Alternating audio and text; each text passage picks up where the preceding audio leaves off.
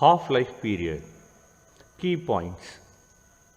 The half-life T half is defined as the time required for the number of atoms initially present to reduce to one half of the initial amount. Time taken for 50% of the number of atoms to decay is called half-life period. The formula of half-life period in terms of decay constant, T half equals 0.6931 by lambda. Lambda is the decay constant.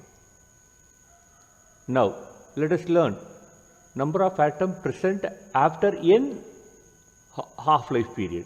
So, n equal to 1 by 2 to the power n. Here the n is the number of half-life period crossed and n naught is the initial number of atoms present. Then R is the activity after n half-life period. So, R equals 1 by 2 to the power n into R naught. R naught is the initial activity of the radioactive sample. Let us go in detail to the subject. It is very difficult to calculate the complete lifetime of a radioactive substance because it takes infinite time to completely decay. So, we need some alternative way to get to know about how fast or how slow the radioactivity happens. So, we need another physical term. That physical term we calculate as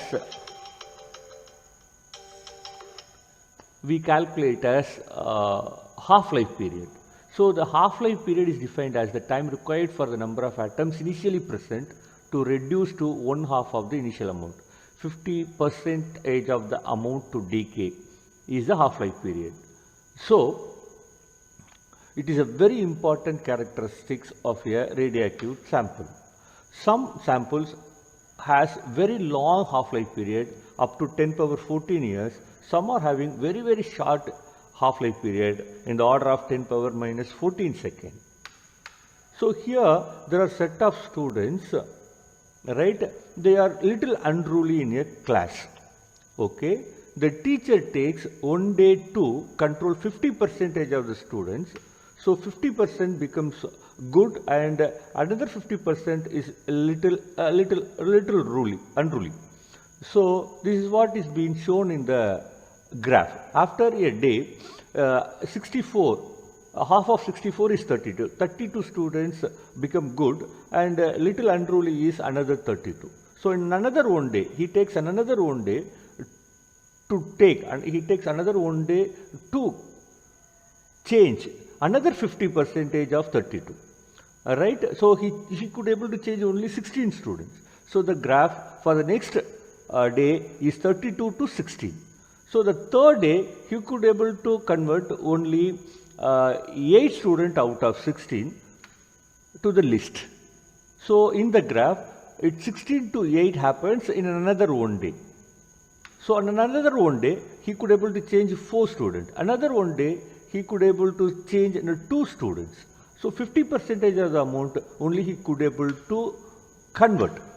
So, this is what a physical explanation for half-life period. So, here there is a dead specimen, it is a carbon 14 dating. In that the first sample has 8 radiation. In the second diagram, after 5,730 years, it has only 4 radiation. So, 50% of the radiation is available. In another half-life period, so 5,730 plus 5,730, so totally 11,460 years, it has only 2 radiations. So, another half-life period you add. So, after third half-life period, after 17,190 years, it has only 1 radiation.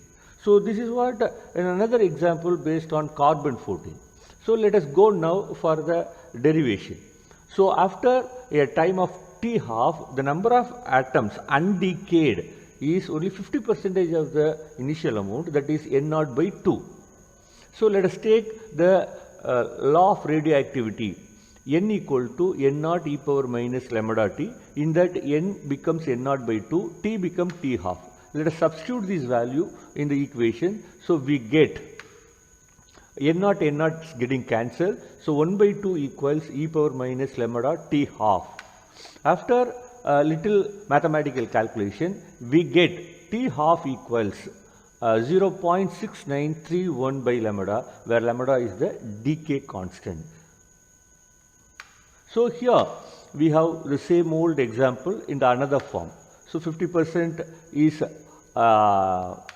happening here, another 50%, another 50%, another 50%, another 50%.